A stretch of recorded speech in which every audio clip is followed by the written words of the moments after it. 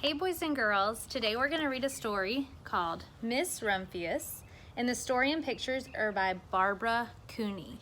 Now, I want you to make an inference. Remember, an inference is taking what we know already and what we see or hear and putting them together to make a conclusion. So, I want you to look at this right here. Just by looking here, what inference can you make about this book? We see some beautiful flowers. Look at nature. So it can kind of tell you what this book might be about. Okay, so now we're actually going to look, when we read this book today, I want you to think about character motivations. That's what we're going to be studying today. Motivation means why someone does something.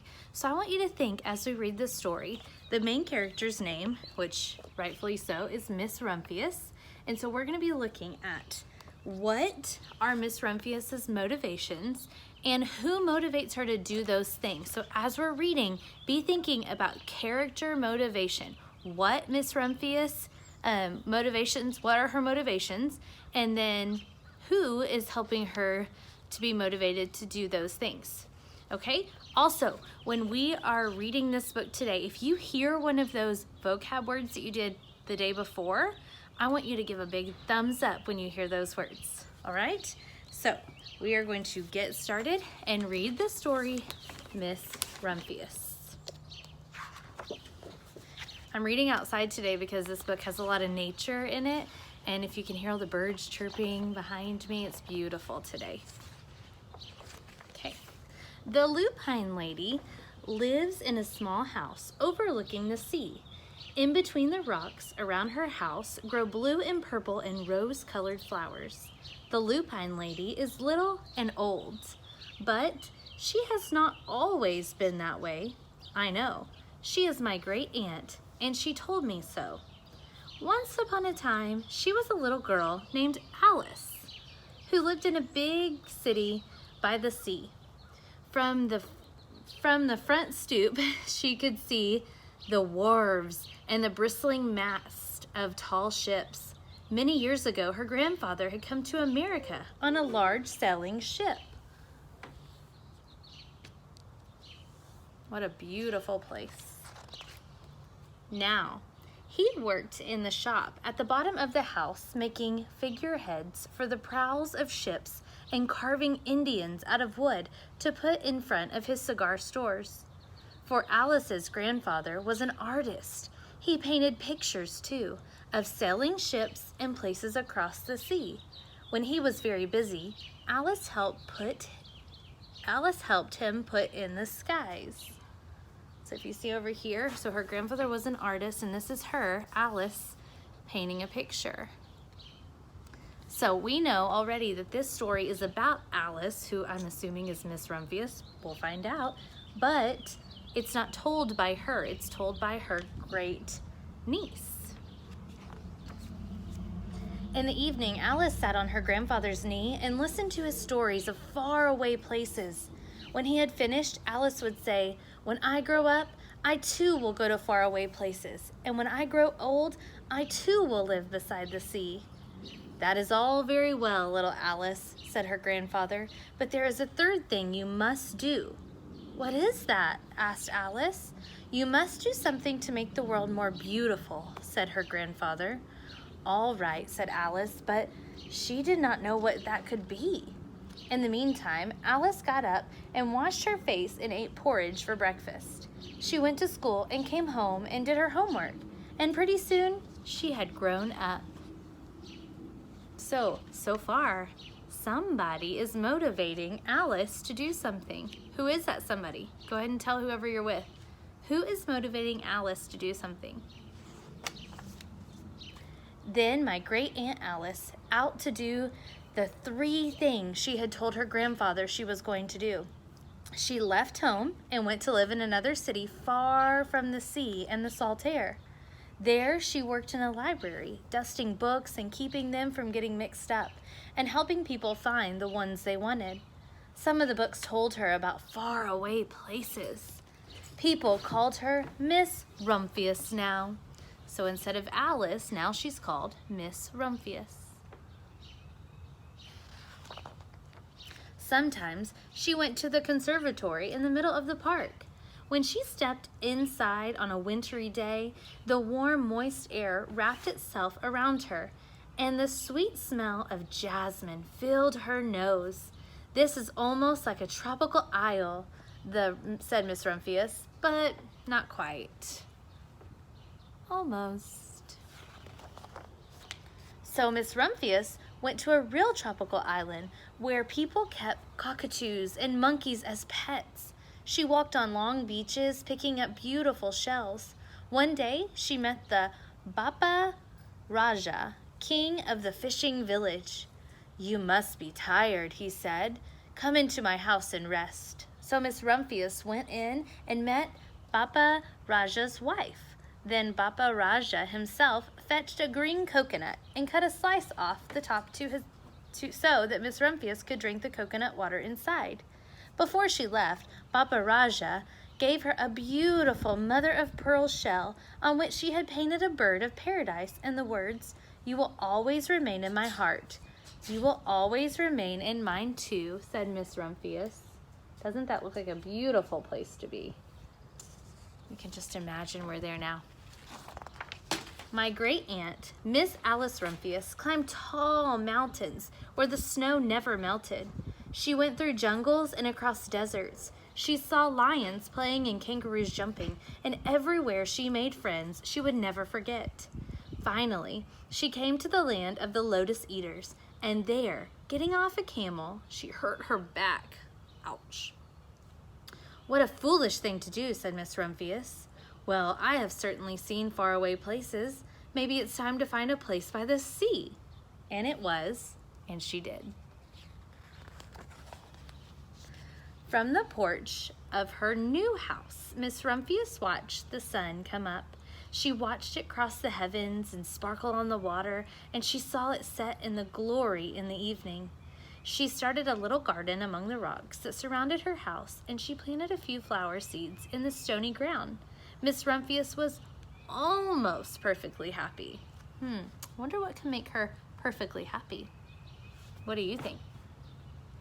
"But there is still one more thing I have to do," she said. "I have to do something to make the world more beautiful, remember?"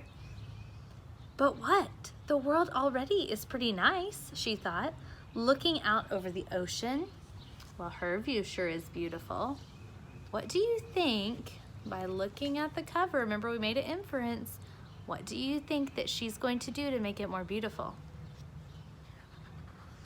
Let's see. The next spring, Miss Rumphius was not very well. Her back was bothering her again, and she had to stay in bed for most of the time. The flowers she had planted the summer before had come up and bloomed in spite of the stony ground. She could see that from her bedroom window, blue and purple and rose-colored. "Lupines," said Miss Rumphius with satisfaction. "I have always loved lupines the best. I wish I could plant more seeds this summer so that I could still have more flowers next year." But she was not able to do that. After a hard winter, spring came. Miss Rumphius was feeling much better. Now she could take walks again. One afternoon, she started to go up and over the hill where she had not been in a long time. "I don't believe my eyes," she cried. When she got up to the top, for there on the other side of the hill was a large patch of blue and purple and rose-colored lupines. "It was the wind," she said as she knelt in delight. "It was the wind that brought the seeds from the garden here," just like the wind blowing right now. "And the birds must have helped." Then Miss Rumphius had a wonderful idea. That's beautiful, isn't it? She hurried home and got out her seed catalogs. She sent off to the very best seed house for 5 bushels of lupine seeds. All this summer, Miss Rumphius, her pockets full of seeds, wandered over fields and headlands sowing lupines. She scattered the seeds along the highways and down the country lanes. She flung handfuls of them around the schoolhouse and back of the church. She tossed them into the hollows and along stone walls. Her back didn't hurt her anymore at all. Now, some people called her the crazy old lady. So she's going around scattering seeds, and we know that from seeds become plants, depending on what you plant. So, what do you think is going to happen next? Make an inference, tell someone around you, or just shout it out to the screen. What do you think is going to happen next? The next spring, there were lupines everywhere. Fields and hillsides were covered with blue and purple and rose-colored flowers. They bloomed along the highways and down the lanes. Bright patches lay around the schoolhouse and back of the church. Down in the hollows and along the stone walls grew beautiful flowers. Miss Rumphius had done the third and the most difficult thing of all. My great Aunt Alice, Miss Rumphius, is very old now. Her hair is very white. Every year, there are more and more lupines. Now, they call her the Lupine Lady. Sometimes my friends stand with me outside her gate, curious to see the old lady who planted the field of lupines. When she invites us in, they come slowly. They think she's the oldest woman in the world. Often, she tells us stories of faraway places. When I grow up, I tell her, I too will go to faraway places and come home to live by the sea.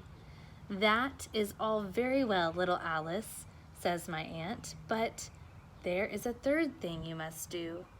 What is that? I asked. You must do something to make the world more beautiful. All right, I say. Who does that sound like? Miss Rumphius used to say that to her grandfather, and now her great niece is saying that to her. But I do not yet know what that can be. This story is so good. Not only was her motivation to do the things that she told her grandfather she would do, her grandfather helped motivate her do those things, but then Alice, or Miss Rumphius, kept it going for her great niece, who also is named Alice. I guess she was named after her. That's pretty special too. What I love about this book too is this is perfect for Earth Day. Earth Day is this week. So what can you do to make our world more beautiful? Could you plant flowers? I know some of you have helped your parents plant a garden. That's amazing. Could you pick up trash when you see it? Think of something you can do to help make this world a beautiful place. It doesn't always have to be things that you see. It can be kindness. Kindness can spread like wildfire. One person does something and it's like a chain effect. So those are things you can do as well. And it's a beautiful time. Springtime is when all the flowers come out and they bloom. So if you happen to go for a walk, look for beauty in nature. Birds are beautiful. Trees are beautiful. Just being outside in the sun is beautiful. So I want you to think about those things. And your next activity is going to be to look for character traits of Miss Rumphius. So things, the inside are character traits, and also the outside are character traits. So I want you to think about those things. I hope you enjoyed this book, and I hope that you find a way to spread beauty as well. See you soon. Bye.